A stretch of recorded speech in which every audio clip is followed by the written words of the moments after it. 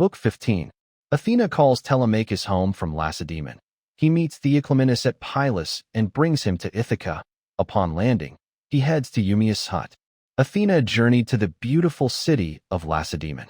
She went to tell Odysseus' son, Telemachus, that he needed to return home immediately. She found him and Pisistratus asleep in the front courtyard of Menelaus' palace. Pisistratus was sound asleep, but Telemachus had been restless all night, his mind filled with thoughts of his troubled father. Athena approached him and spoke. Telemachus, you cannot stay away from home any longer. Don't leave your property in the hands of those dangerous men in your house. They will devour everything you own, and your journey will have been for nothing. Ask Menelaus to send you home immediately.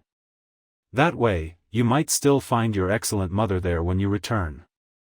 Her father and brothers are already pressuring her to marry Eurymachus. He's showering her with more gifts than any of the other suitors. I hope nothing valuable has been stolen from your house while you've been gone. But you know how women are. They always want to do their best for the man who marries them. They often forget the children of their first husband, or even the husband himself once he's dead and gone. So, go home. Put everything in the care of your most trustworthy female servant until the gods bless you with a wife of your own. Now, listen carefully, for there's another important matter you must attend to. The leading suitors are waiting for you in the strait between Ithaca and Samos. They plan to kill you before you can reach home. But I don't think they'll succeed. In fact, it's more likely that some of those who are now feasting on your property will find their own graves instead. Sail day and night, keeping your ship far from the islands. The god who watches over and protects you will send a favorable wind. As soon as you reach Ithaca, send your ship and crew to the town. But you, go straight to the swineherd who looks after your pigs. He is loyal to you. Stay with him for the night, then send him to Penelope to tell her you've returned safely from Pylos. Athena then returned to Mount Olympus. Telemachus nudged Pisistratus with his heel to wake him. Pisistratus, wake up. He said. We need to yoke the horses to the chariot. It's time for us to head home. Pisistratus replied. No matter how much of a hurry we're in, we can't drive in the dark. Morning will be here soon. Let's wait until Menelaus brings his gifts and loads them into the chariot for us. And let him give us a proper farewell. A guest should never forget a host who has shown them kindness, not as long as they live. As Pisistratus spoke, day began to break. Menelaus, who had already risen and left Helen in bed, approached them. The moment Telemachus saw him, he quickly pulled on his shirt, draped a large cloak over his shoulders, and went to meet him. Your Majesty, Menelaus. Telemachus said. Please allow me to return to my homeland now. I long to go home. Menelaus replied. Telemachus, if you are determined to go, I won't hold you back.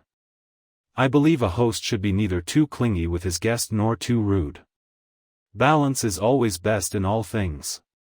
Holding someone back when they want to leave is just as wrong as telling someone to go if they wish to stay.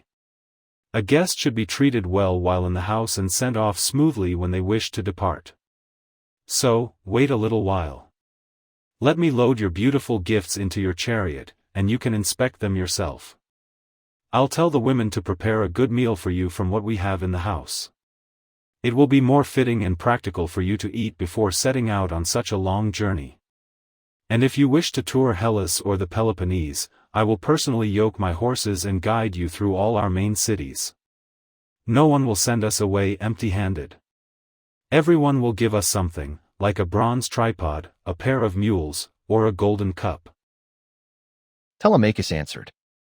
Your Majesty, Menelaus, I want to go home immediately. When I left my property unguarded. I fear that while searching for my father, I might face ruin myself, or find that valuable items have been stolen during my absence. When Menelaus heard this, he immediately told his wife and servants to prepare a good meal from what they had in the house. Just then, Odyssеus joined him, having just woken up and living nearby. Menelaus instructed him to light the fire and cook some meat, which Odyssey promptly did. Then, Menelaus went down to his fragrant storeroom, not alone, but with Helen and Megapenthes. When he reached the place where his household treasures were kept, he chose a double cup. He told his son, Megapenthes, to also bring a silver mixing bowl. Meanwhile, Helen went to the chest where she kept the beautiful dresses she had made herself. She took out the largest and most beautifully embroidered dress. It glittered like a star and lay at the very bottom of the chest. Then they all returned through the house to Telemachus. Menelaus said, Telemachus, may Zeus, the mighty husband of Hera, bring you safely home as you wish. Now, I will present you with the finest and most precious piece of silverware in all my house. It is a mixing bowl of pure silver, with only the rim inlaid with gold. It is the work of Hephaestus himself. King Phaedimus of Sidon gave it to me as a gift when I visited him on my way home. I would be honored to give it to you. As soon as he finished speaking, Menelaus placed the double cup in Telemachus's hands. Megapenthes brought the beautiful mixing bowl and set it before him. Nearby stood the beautiful Helen, holding a ceremonial robe. Helen said, My son, I, Helen, also have a keepsake for you. This is a robe for your bride to wear on her wedding day. Until then, ask your dear mother to keep it safe for you. May you return joyfully to your own country and your home. With these words, Helen handed him the robe, and Telemachus gladly accepted it.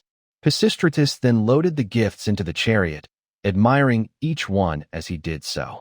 Soon after, Menelaus led Telemachus and Pisistratus inside the house, and they both sat down at the table.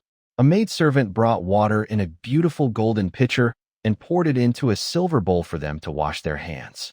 She then pulled a clean table next to them. A senior servant brought bread and offered them all sorts of delicious foods from the house. Odyssey carved the meat and served each person their portion, while Megapenthes poured the wine. They enjoyed the delicious food before them. As soon as they had eaten and drunk their fill, Telemachus and Pisistratus yoked the horses and took their places in the chariot. They drove out through the inner gateway and passed under the echoing gatehouse of the outer courtyard. Menelaus followed them, holding a golden goblet of wine in his right hand so they could make a drink offering before they departed. He stood in front of the horses and offered a toast. Farewell to both of you. He said, Please tell Nestor how well I treated you. He was as kind as a father to me when we Achaeans fought before Troy. Telemachus answered, Yes, your majesty.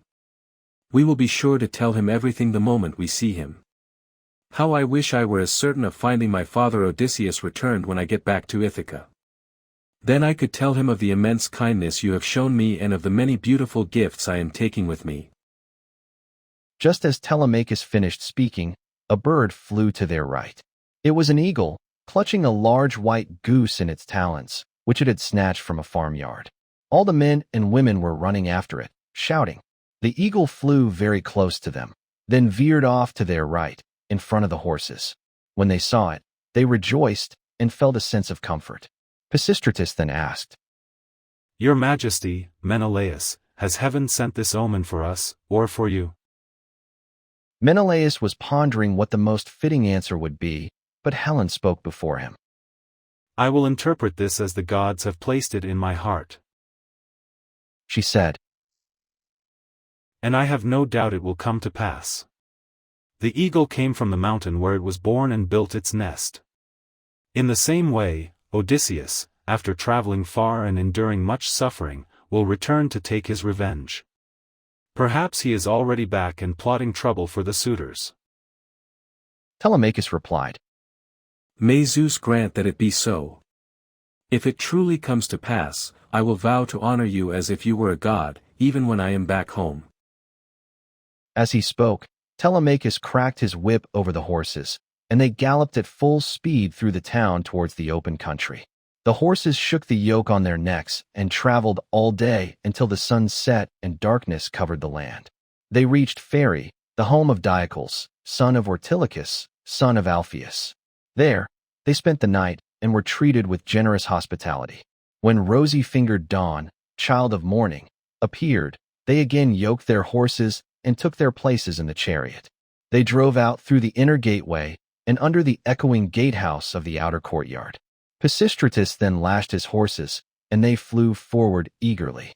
Before long, they arrived at Pylos, and Telemachus said, Pisistratus, will you promise to grant me a favor? You know our fathers were old friends long before us. And we're the same age, too. This journey has brought us even closer. So, please don't drive past my ship. Drop me off there. If I go to your father's house, he'll surely try to keep me with his warm hospitality. I really need to get home right away. Pisistratus thought about how to grant Telemachus's request.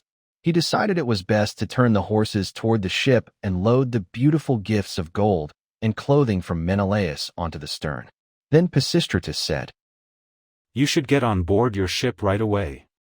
Tell your men to do the same before I go home and tell my father. I know how stubborn my father can be. He definitely won't let you leave easily. He'll come all the way here to get you, and he won't go back without you.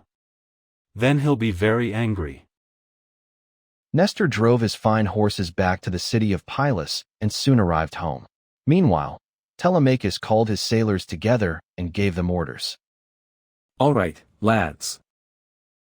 He said, Make sure everything is ready on board the ship, and let's head home. Just as Telemachus had ordered, the sailors boarded the ship. Telemachus was busy at the stern, praying and offering sacrifices to the goddess Athena. Just then, a man from a distant land approached him. He was a seer, fleeing from Argos because he had killed someone. This man was a descendant of Melampus, who once lived in Pylos, the land of sheep. Melampus was wealthy and owned a grand estate, but the powerful king Neleus drove him into exile.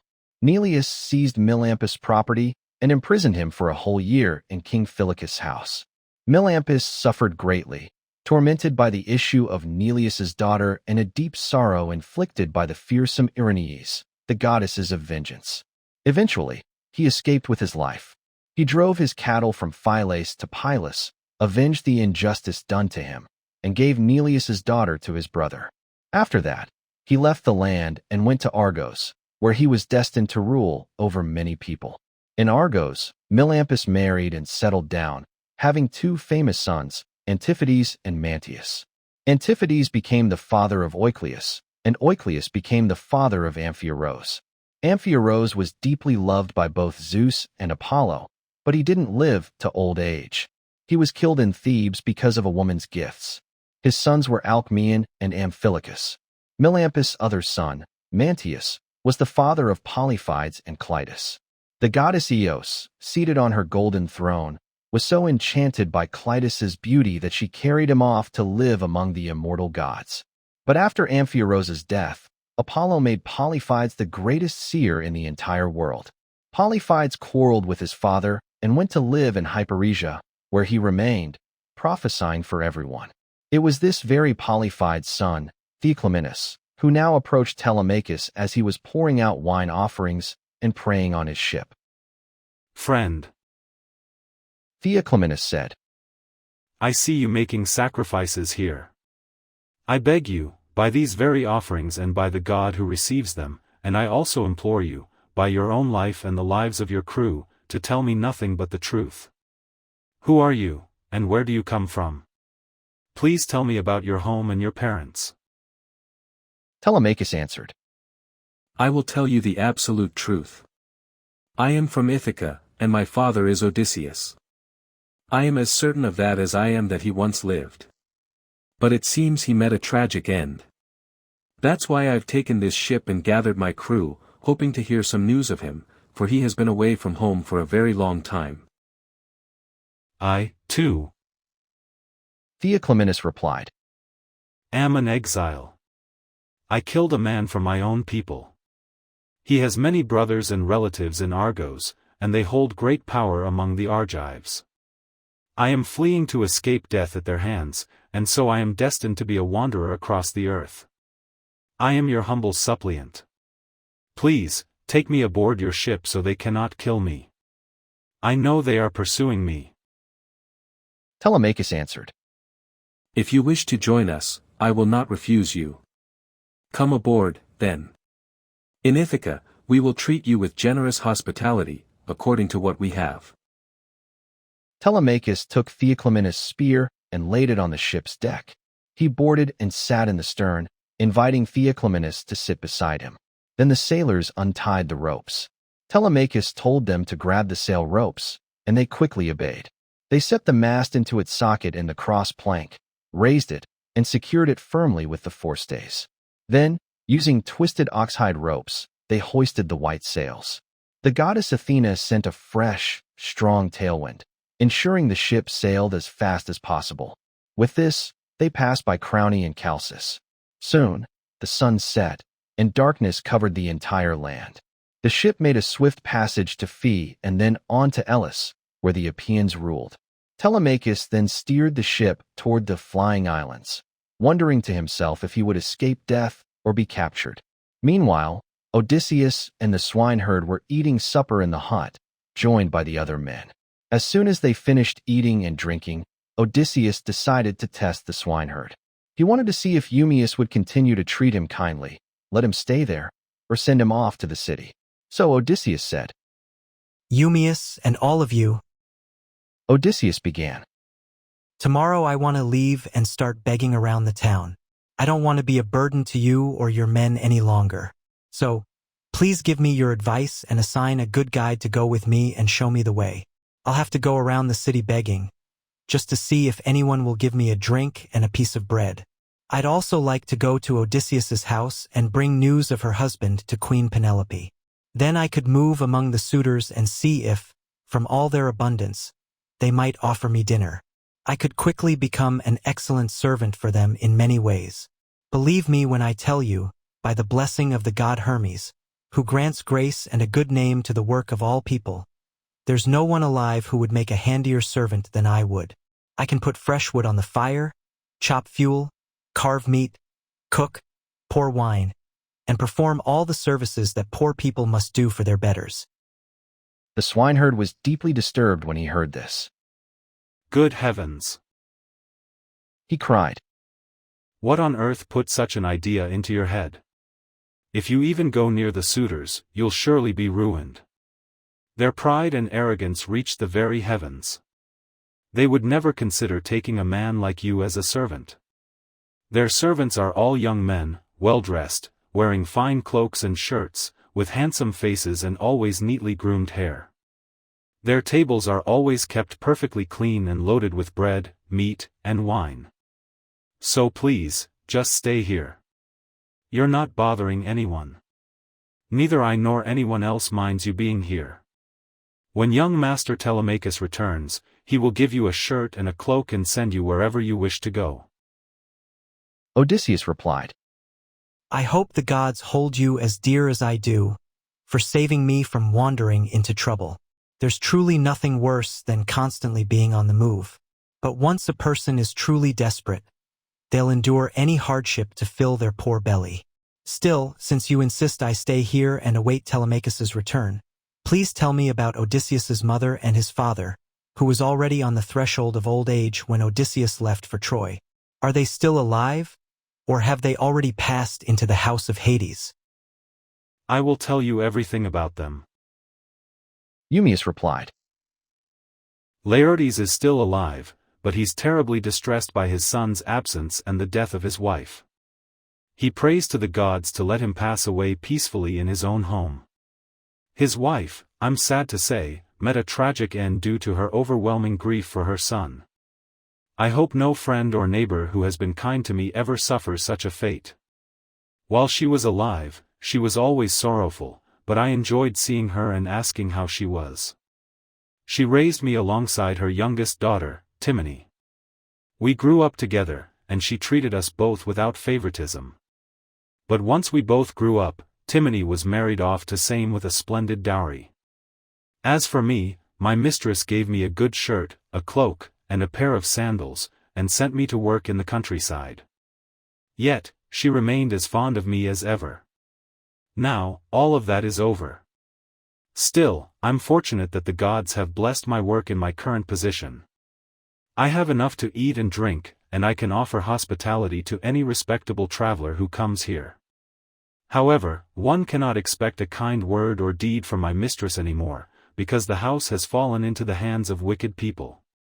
Servants sometimes want to see their mistress and have a chat, to get food and drink from the house, and perhaps something to take back with them to the country. These things are what keep servants in good spirits. Odysseus replied, Then, Eumaeus, you must have been a very young boy when you were taken so far away from your home and parents. Tell me honestly, was the city where your father and mother lived plundered and destroyed? Or were you captured by enemies while you were alone, tending sheep or cattle, then shipped here and sold to your master? Stranger, Eumaeus replied, I will tell you about what you asked. Please, sit comfortably, drink your wine, and listen to my story. These are the longest nights of the year, so there's plenty of time for both sleeping and sitting together, talking. You shouldn't go to bed until it's truly bedtime, as too much sleep is just as bad as too little. If anyone else wants to go to bed, they are free to leave us and do so. They can then take my master's pigs out after they've had breakfast in the morning. You and I will sit here in the hut, eating and drinking, and sharing stories of our misfortunes. For a person who has suffered much and been tossed about by the world often finds a strange pleasure in recalling sad memories from long ago. So, regarding your question, my tale is as follows. You might have heard of an island called Syra. It's located above Ortygia, where the land turns in a different direction. It's not heavily populated, but the soil is rich, with plenty of pastures perfect for raising cattle and sheep. Grapes and wheat grow abundantly there too. They never suffer from famine, and the people are free from disease. When they grow old, the gods Apollo and Artemis visit them, bringing a painless death with their arrows.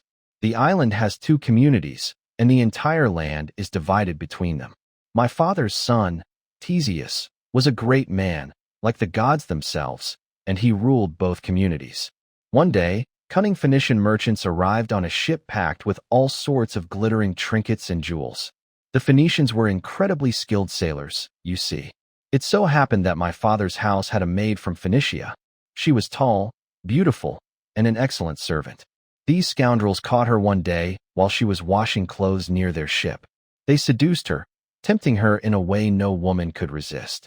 The man who charmed her asked who she was and where she came from. She told him her father's name.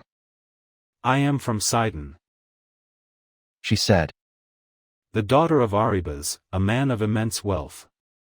One day, as I was coming into town from the countryside, Taphian's pirates captured me.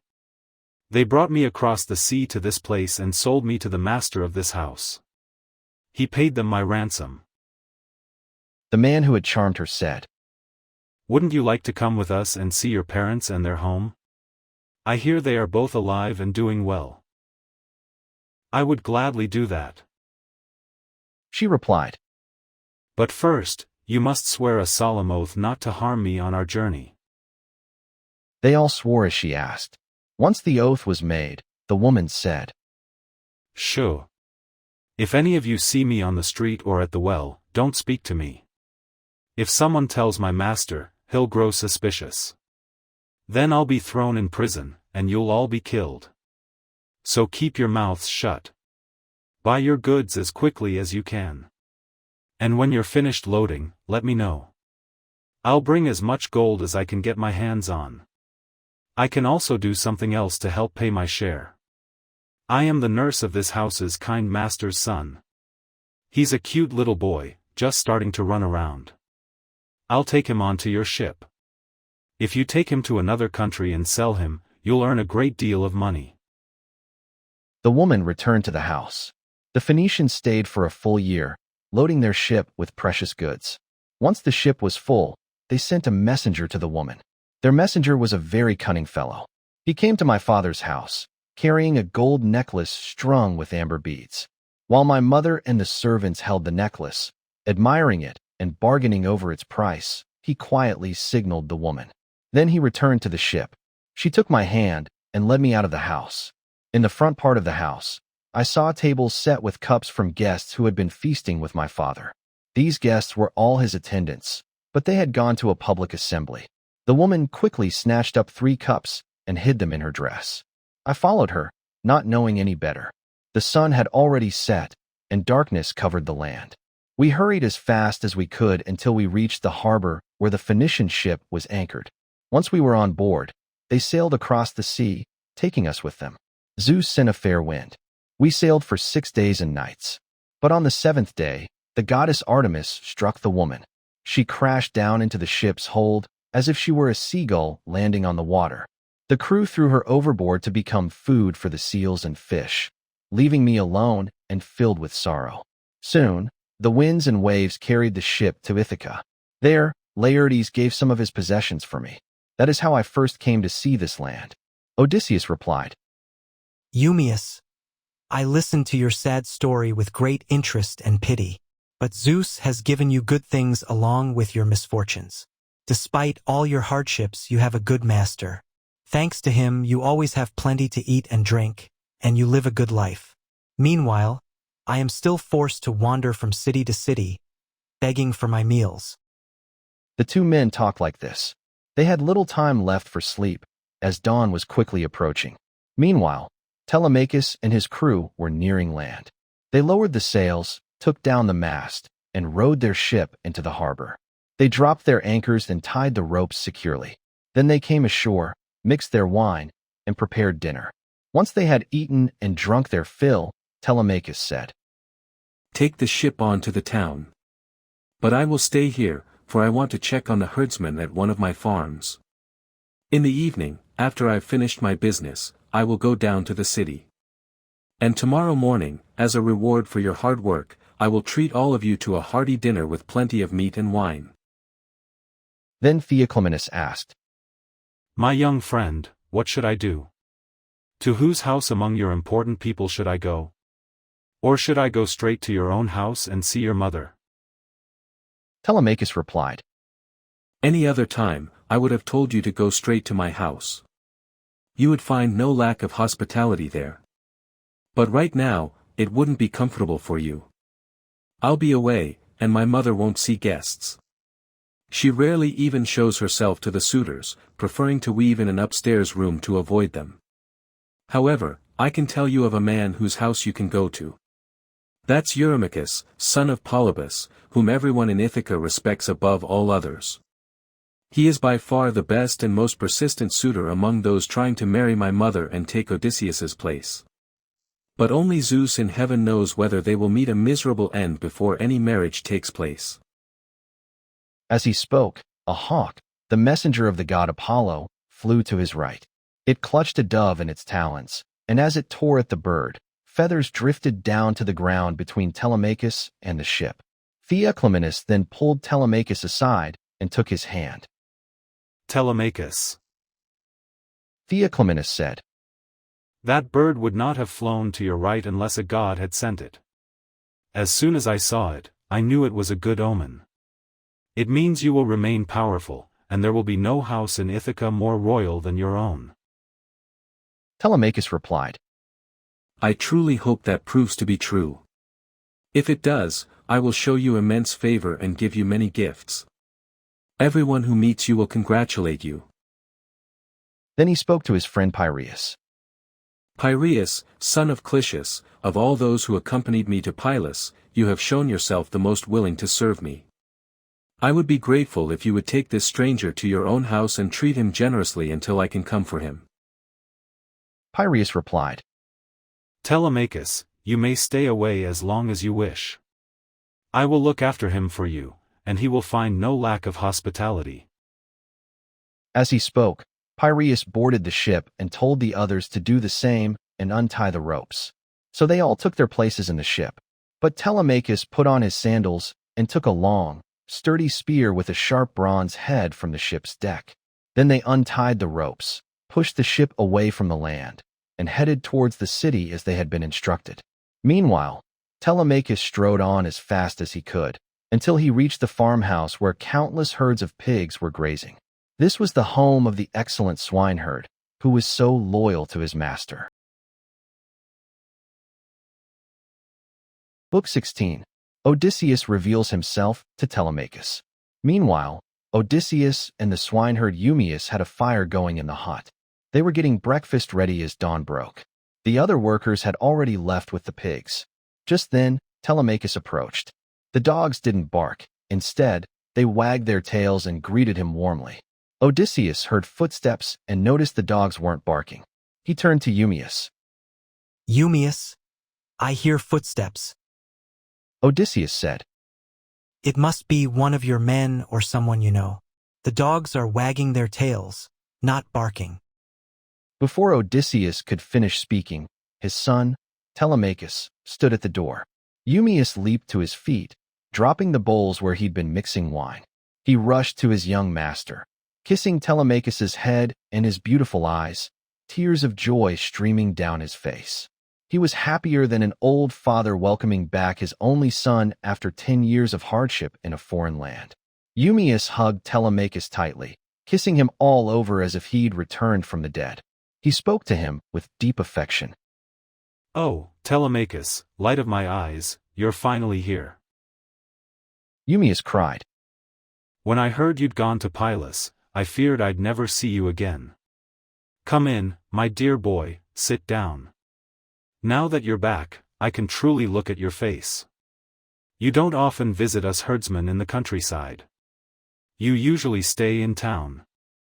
I suppose you thought it was more important to keep an eye on what the suitors were doing." That's true, Eumaeus. Telemachus replied. But I came now because I wanted to see you. I also needed to know if my mother is still in our old home, or if she's married someone else, leaving Odysseus's bed empty, without blankets, and covered in cobwebs. "Your mother is still at the house," Eumaeus answered. "She's heartbroken, grieving day and night, doing nothing but weeping." After speaking, Eumaeus took Telemachus's spear. Telemachus then stepped over the stone threshold and entered the hut. Odysseus started to rise, offering his seat to Telemachus. But Telemachus stopped him. Sit down, stranger. Telemachus said. I can easily find another place to sit. And there's someone here who will set a spot for me. Odysseus returned to his seat. Eumaeus quickly made a spot for Telemachus, spreading green brushwood on the floor and covering it with a sheepskin. Next, the swineherd brought out platters of cold meat, leftovers from the day before. He quickly filled the bread baskets. He mixed wine in bowls made of ivy wood, then sat down facing Odysseus. They began to eat the delicious food laid before them. After they had eaten and drunk their fill, Telemachus asked Eumaeus. Eumaeus, where does this stranger come from? How did his crew bring him to Ithaca, and who were they? He certainly didn't arrive by land. The swineherd Eumaeus replied. My son, I'll tell you the honest truth. He says he's from Crete and has traveled all over the world. Right now, he's escaped from a Thesprotian ship and has taken refuge here at my hut. So, I'm putting him in your hands. Do whatever you wish with him, but remember, he is a suppliant, asking for your protection. What you've just told me truly distresses me. Telemachus said. How can I possibly bring this stranger into my house? I'm still young, and I'm not strong enough to defend myself if anyone attacks me. My mother can't make up her mind. She's torn between staying here to protect our home, out of respect for public opinion and her husband's memory, or marrying the best man among the suitors, the one who offers the most. But since this stranger has come to your hut, Eumaeus, I will provide him with a sturdy cloak, a tunic, a sword, and sandals. Then I'll send him wherever he wishes to go. Or, if you prefer, you can keep him here at the hut. I'll send him clothes and food so he won't be a burden on you or your men. However, I absolutely forbid him from going near the suitors. They are incredibly arrogant and will surely mistreat him, which would break my heart. No matter how brave a man is, he can't stand against so many enemies. They would simply be too strong for him. Sir, Odysseus said. I must speak my mind. I'm truly shocked by what you've said about the suitors' arrogant behavior, especially when they disrespect a man like you. Tell me, do you simply endure such treatment? Or has some god turned your people against you? Can't you call on your brothers for help? Even in the biggest disputes, a man can usually count on his brothers for support. I wish I were as young as you are with the spirit I have now. If I were Odysseus's son, or even Odysseus himself, I'd rather someone cut off my head than not go to that house and bring disaster upon every one of those suitors. If they were too many for me to handle alone, I'd rather die fighting in my own home than witness such shameful sights day after day. I can't stand seeing strangers cruelly abused, men dragging female servants around improperly, wine poured out carelessly, and bread wasted for a purpose that will never be achieved. I will tell you everything honestly. Telemachus replied. There's no hostility between me and my people. And I can't complain about brothers, who a man can usually count on for support, no matter how big the quarrel. Zeus has made our family a line of only sons. Arcesius had only one son, Laertes. Laertes had only one son, Odysseus. And I am Odysseus's only son. My father left me behind when he went away, so I've never been able to help him. That's why my house is now overrun by countless greedy men.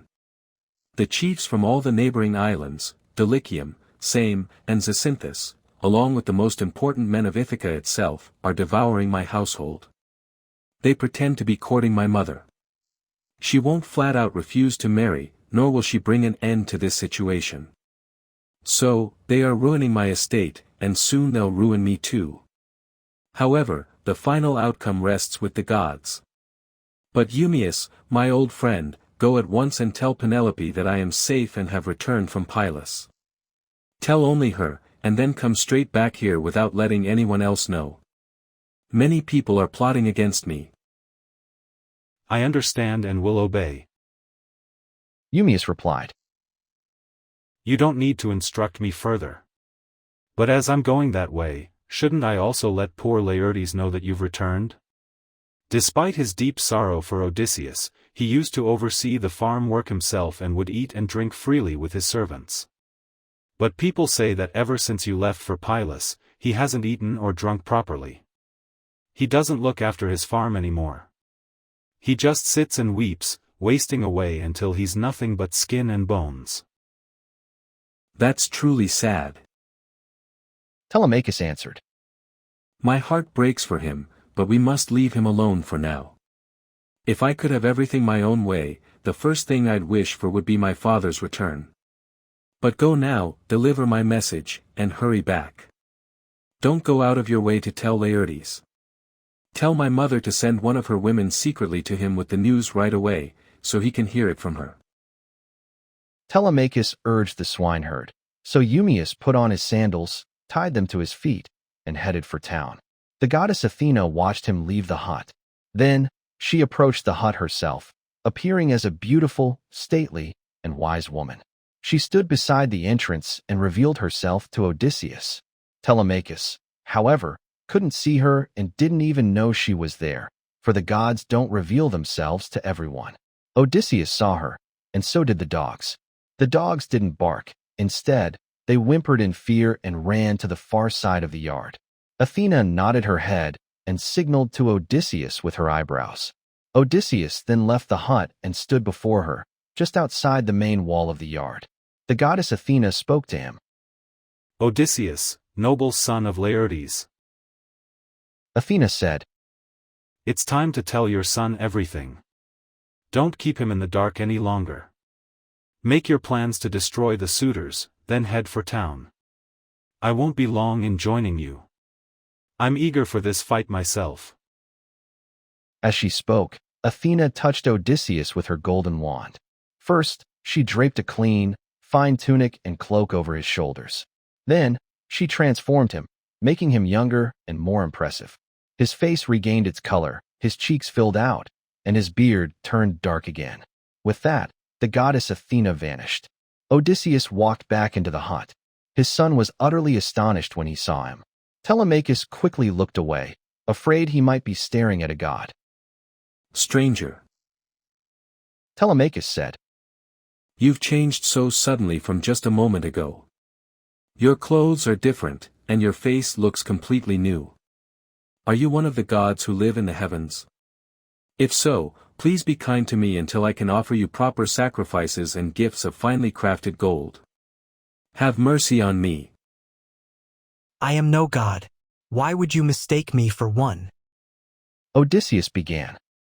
I am your father, the very one who has caused you so much pain and left you to suffer at the hands of these lawless men. He finished speaking and kissed his son. A single tear rolled down his cheek and fell to the ground. He had held back all his tears until this moment. But Telemachus still couldn't believe this was his father. He spoke. You are not my father. Some god is just tricking me with false hopes, only to plunge me into deeper sorrow later. No mortal man could change himself from old to young, or young to old, in an instant, unless a god was helping him. Just a moment ago, you were an old man in rags.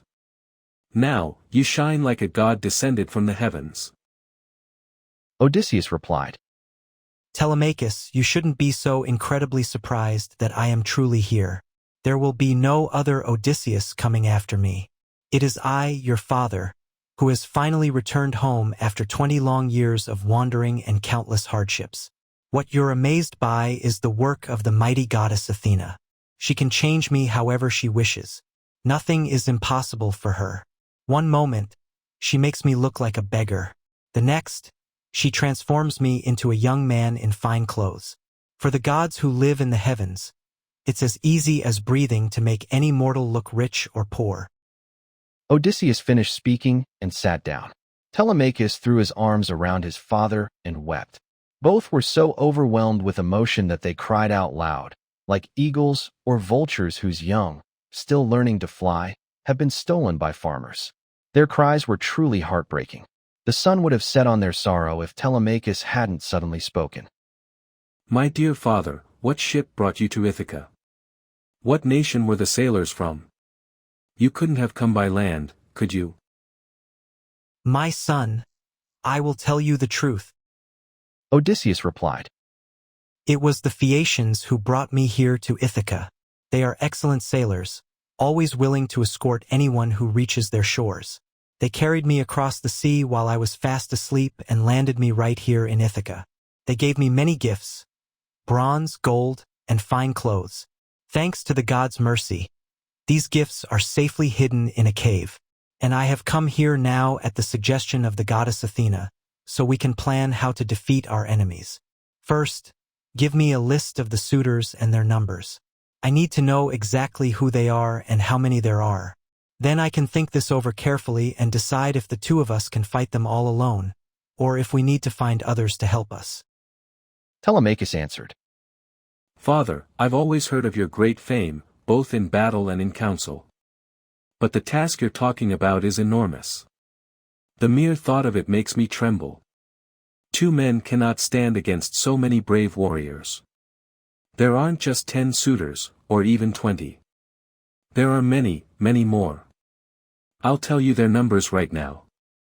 From Dulichium, there are 52 chosen young men, with 6 servants.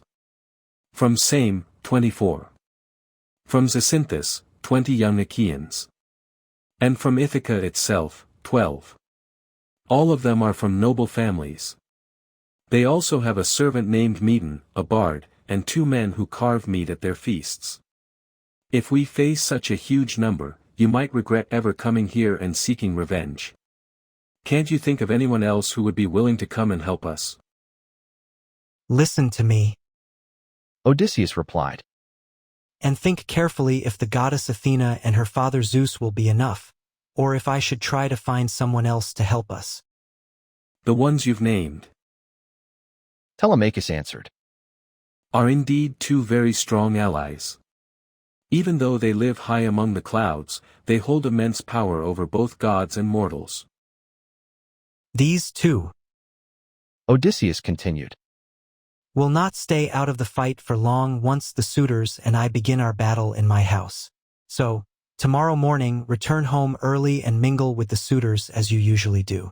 Later, the swineherd will bring me to the city, disguised as a miserable old beggar. If you see them mistreating me, steel your heart against my suffering. Don't let it shake you. Even if they drag me out by my feet or throw things at me, just watch. Do nothing more than gently try to persuade them to act more reasonably. But they won't listen to you, because their day of reckoning is almost here. Furthermore, I have one more thing to tell you. So engrave these words in your heart. When the goddess Athena puts the thought into my mind, I will nod my head to you. When you see me do this, you must gather all the weapons in the house and hide them in the strong storeroom. If the suitors ask why you're removing the weapons, make an excuse. Say that the weapons have become dirty and stained with smoke since Odysseus left, so you're moving them to a place where the smoke won't reach them. Add specifically that you're afraid Zeus might make them quarrel when they're drunk on wine. Explain that the sight of weapons sometimes tempts people to use them, and they might harm each other, ruining both the feast and the wooing. But leave one sword and one spear for each of us, and 2 oxhide shields so we can grab them instantly. Then Zeus and Athena will soon quiet these people. There's one more important thing. If you are truly my son and my blood runs in your veins, don't let anyone know that Odysseus is in the house. Not Laertes, not the swineherd, not any of the servants, not even Penelope herself. You and I alone will test the women, and will also test the male servants to see who is on our side and who is against us. Telemachus replied, Father, you will get to know me soon enough, and then you'll see that I can keep your secrets. However, I don't think the plan you've suggested will work out well for either of us. Please think it over again. It will take us far too long to go around to all the farms and test the men. All that time, the suitors will continue to waste your estate without any fear or regret. Testing the women to see who is disloyal and who is innocent is a good idea. But I'm not in favor of going around and testing all the men individually. If Zeus truly gives us a sign that he will support you, we can deal with the men later. It won't be too late then. While they were talking, the ship that had brought Telemachus and his crew from Pylos had already reached the town of Ithaca. As the ship entered the harbor, they pulled it onto the land. Servants came and took their armor, and all the gifts were left at Clitius's house. They then sent a servant to Penelope to tell her that Telemachus had gone to the countryside, but had sent the ship to town so she wouldn't be alarmed or upset. This servant happened to meet Eumaeus on the way to deliver the news to Penelope. When they arrived at the palace, the servant spoke to the queen in front of her waiting women. Your Majesty, your son has returned from Pylos. But Eumaeus approached Penelope closely and privately told her everything her son had instructed him to say. After delivering his message, Eumaeus left the palace and its outbuildings and returned to his pigs. The suitors were shocked and furious at this news. They went outside the great wall surrounding the outer courtyard and held a meeting near the main entrance. Eurymachus, son of Polybus, was the first to speak. Eurymachus said, My friends, Telemachus's voyage is a very serious problem. We were so sure he wouldn't accomplish anything. But now, we must launch a ship, gather a crew, and send them after the others. They need to be told to return as quickly as possible. He had barely finished speaking when Amphinomus turned and saw the ship already in the harbor. The crew was lowering its sails and stowing their oars. He laughed and said to the others, No need to send a message. They're already here. Some god must have warned them, or perhaps they saw our ship pass by and couldn't catch up. At this, they all stood up and headed to the waterfront. The crew then pulled the ship onto the beach. Servants took their armor, and they all went together to the meeting place. But they wouldn't let anyone, young or old, sit with them. Antinous, son of Eupaeus, spoke first. Antinous said, By the gods! Look how they saved this man from destruction. We kept scouts on the headlands all day long, and after sunset, we didn't even go ashore to sleep. We waited in our ship all night until morning, hoping to capture and kill him, but some god secretly brought him home despite us. Now, let's figure out how to get rid of him. He must not escape us. As long as he's alive, our plans will never succeed. He's very clever, and public opinion isn't entirely on our side. We must act quickly before he can call the Achaeans to an assembly. He won't waste any time doing so. He'll be furious with us and tell everyone how we plotted to kill him but failed. People won't like this when they find out. We need to make sure they don't harm us or drive us from our own country into exile.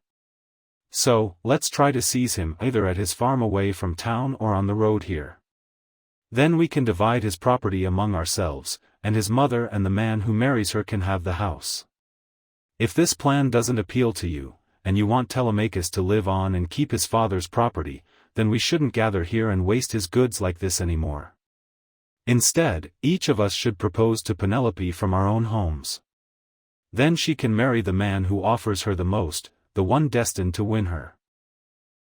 Everyone fell silent until Amphinomus stood up to speak. He was the son of Nisus, who was the son of King Oretius. Among all the suitors from Dulichium, an island rich in wheat and lush grass, he was by far the most prominent. He was also a kind-hearted man by nature, which is why Penelope preferred his company over any of the other suitors. He spoke to them plainly and honestly. My friends, I do not agree with killing Telemachus. It is a terrible thing to kill a man of noble birth. Let's first consult the gods. If Zeus's oracle advises us to kill him, then I will help kill him myself, and I will urge everyone else to do the same.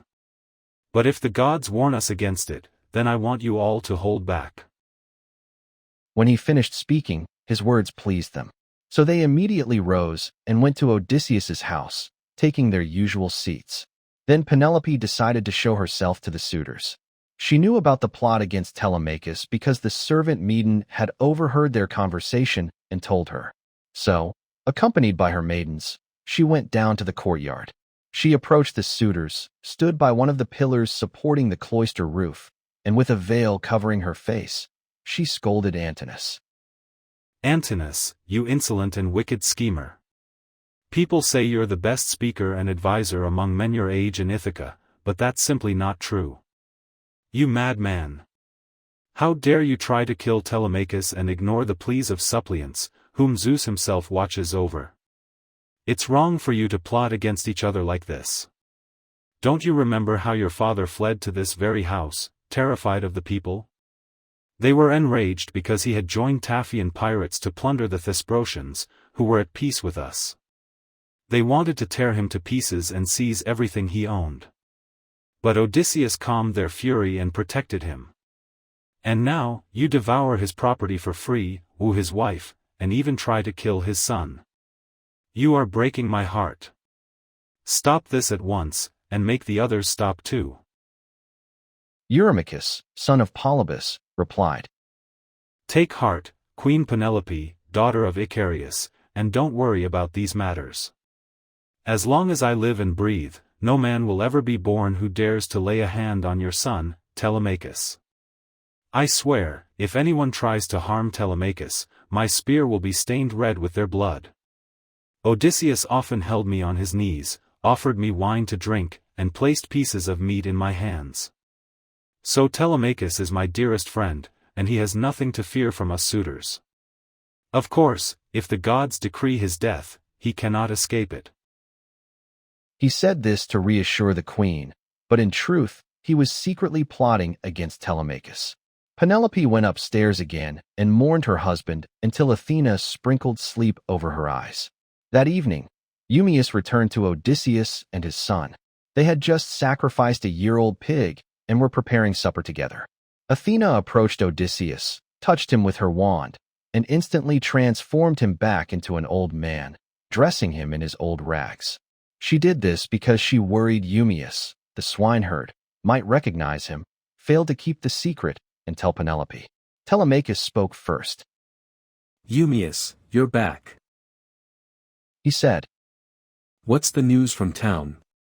Have the suitors returned, or are they still waiting out there to ambush me on my way home? I didn't think to ask about that while I was in town. Eumaeus replied. My only thought was to deliver my message and return as quickly as possible. I did meet a messenger from those who went with you to Pylos, and he was the first to tell your mother the news. But I can tell you what I saw with my own eyes. I had just reached the top of Hermes Hill, overlooking the town, when I saw a ship sailing into the harbor, packed with many men. They carried a lot of shields and spears. I suspected they were the suitors, but I couldn't be sure. Hearing this, Telemachus smiled at his father, making sure Eumaeus didn't see him. Once their work was done and supper was ready, they ate together. Everyone had their fill and was completely satisfied. After enjoying plenty to eat and drink, they lay down comfortably and drifted into sweet sleep.